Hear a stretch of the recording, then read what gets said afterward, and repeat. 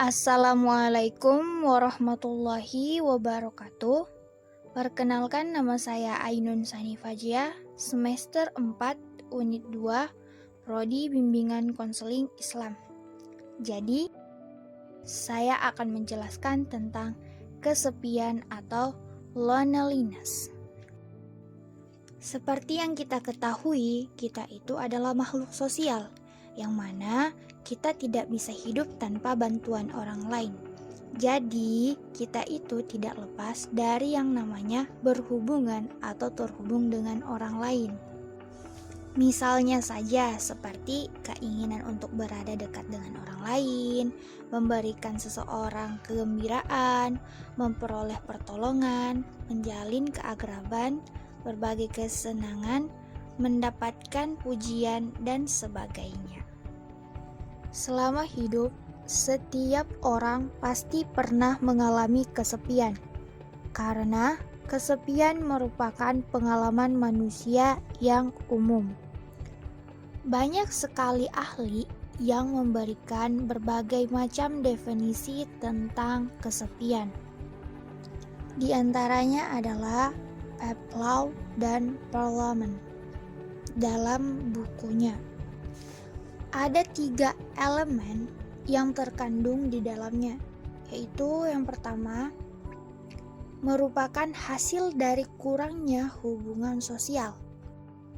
Yang kedua merupakan pengalaman subjektif seseorang dapat merasa kesepian walaupun ia berada di tengah-tengah keramaian atau sebaliknya. Yang ketiga, yaitu merupakan pengalaman yang tidak menyenangkan dan juga menyedihkan. Menurut psikolog, rasa kesepian itu berasal dari dalam hati.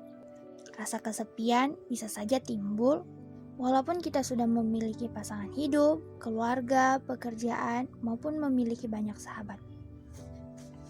Bahkan Ratu Belanda, Beatrix sendiri pernah mengungkapkan bahwa ciri jabatan dari seorang ratu adalah kesepian namun tidak pernah sendiri.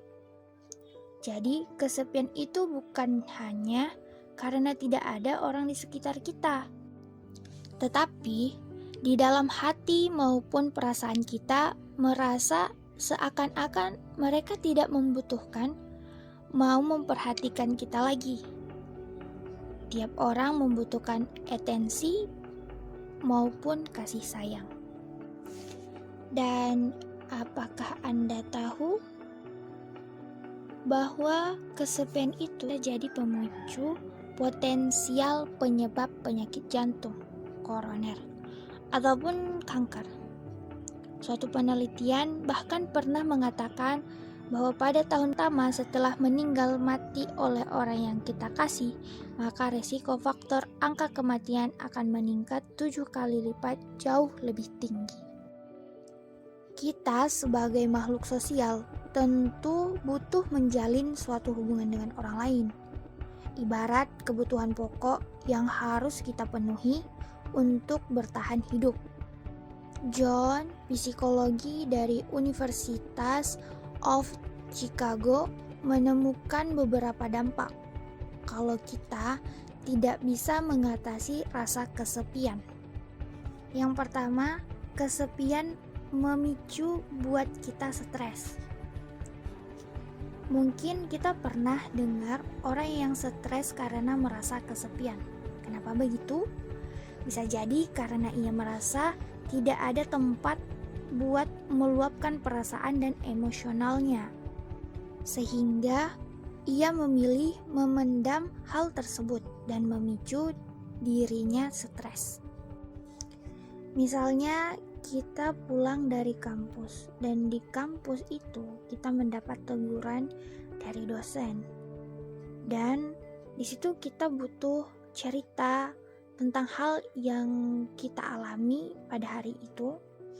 Namun karena kawan atau sahabat kita ada halangan yang tidak bisa ditinggalkan, akhirnya kita memendam cerita yang mau kita luapkan atau emosional yang mau kita luapkan, dan berakibat stres. Yang kedua, mempengaruhi kualitas tidur. Rasa kesepian bisa mengganggu kualitas tidur kita. Biasanya sih orang yang kesepian sering mengalami susah tidur dalam kesehariannya. Akhirnya daya tahan tubuh kita bakal menurun dan mengganggu produktivitas kita sehari-hari.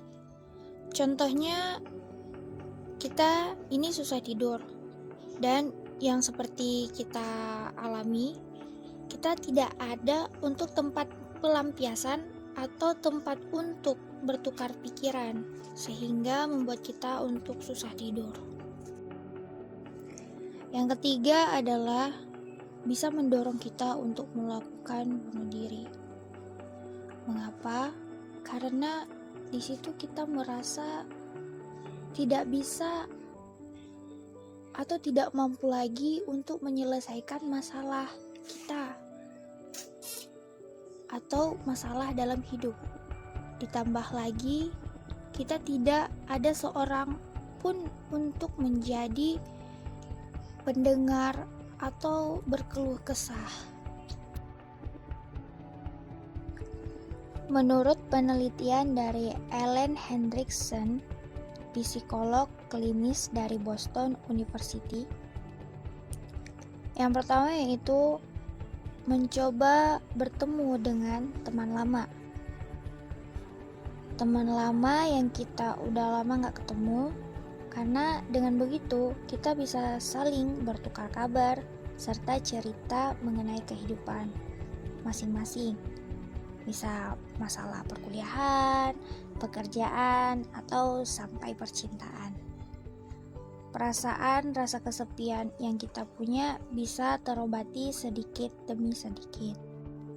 Yang kedua adalah jangan takut dengan penolakan.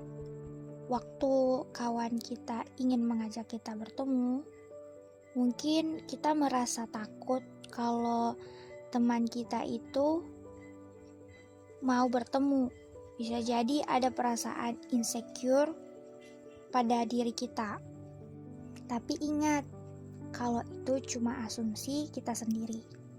Belum tentu kawan kita itu pemikirannya sama seperti kita. Yang ketiga adalah mulai bersosialisasi dengan orang-orang baru. Seperti kita melakukan atau masuk dalam komunitas yang sesuai atau yang sama dengan minat kita. Contohnya seperti sastra. Di situ kita akan masuk dengan komunitas orang-orang sastra atau orang-orang yang baru memulai, dan di situ kita memiliki kesamaan dengan mereka yang memiliki minat di sastra.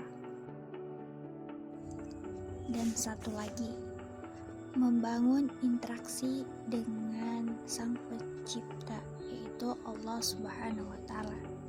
Dalam kitab Jami'ul Ulum wal Hikmah karya Ahmad bin Utsman al-Mashhad disebutkan, yang artinya Muhammad bin An-Nadar ditanya, "Saat kau sendiri, apakah kau merasa kesepian?" Jawabnya, "Bagaimana mungkin aku merasa kesepian, sedangkan Allah berfirman, aku adalah teman duduknya orang berzikir mengingatku."